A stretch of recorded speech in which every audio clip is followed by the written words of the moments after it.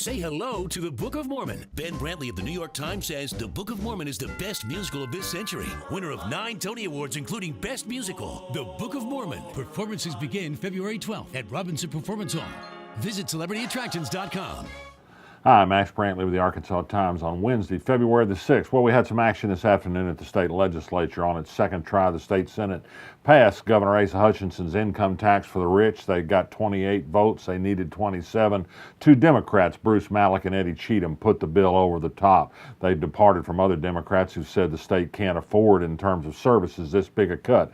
It'll cost $150 million, an independent analysis says, when it's fully implemented in 2 years. Nearly all the money goes to rich people. All of it over people making $80,000, 75% of it going to people making more than $450,000 a year. That's equity today in Arkansas. Also in the Senate today, they passed Senator Bart Hester's bill, another bill to usurp local control. He's a residential builder. He doesn't like talk in northwest Arkansas of some cities imposing design standards, so he's going to strip local ability of imposing design standards on residential construction. Keith Ingram, a former mayor in West Memphis, said that this shouldn't be something the state's doing, taking local control away. I agree with that.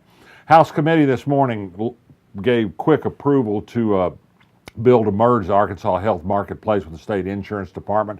This was a battle that pitted Nate Bell, who's trying to save the agency with his $120,000 a year new job there, against Senator Jason Rapert, who was in favor of the merger. Rapert won. You decide who was the winner in that battle.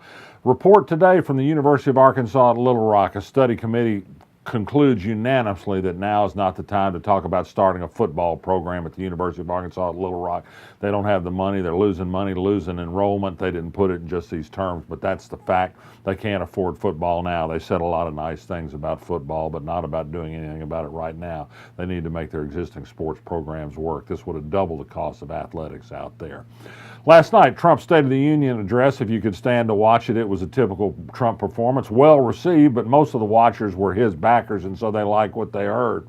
One thing that he didn't talk about last night was the national debt. That used to be a big deal. Every single major Republican office holder in Arkansas has said that the very future of the country depends on our doing something about the debt. He didn't mention it. Well, his budget director, Mick Mulvaney, said there was a good reason he didn't mention it. Nobody cares.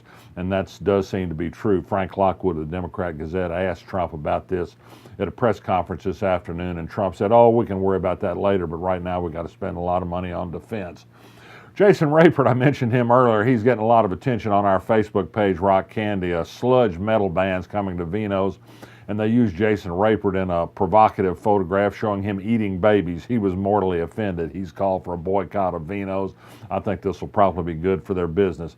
And a word about Virginia. More troubles for that benighted state. Now the Attorney General of that state, third in line of succession, after a governor fighting a blackface controversy and a lieutenant governor fighting a sexual assault allegation, discloses that, yes, he once wore a blackface costume too. He was 19 years old. It was 39 years ago, but he wants to make the record clean. Is there anybody that doesn't have an embarrassing past in Virginia or anywhere?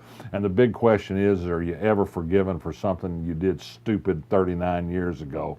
Hard to say. The Republicans are having a lot of fun, and you think if there was one group that shouldn't be talking about racially insensitive issues, it would be them.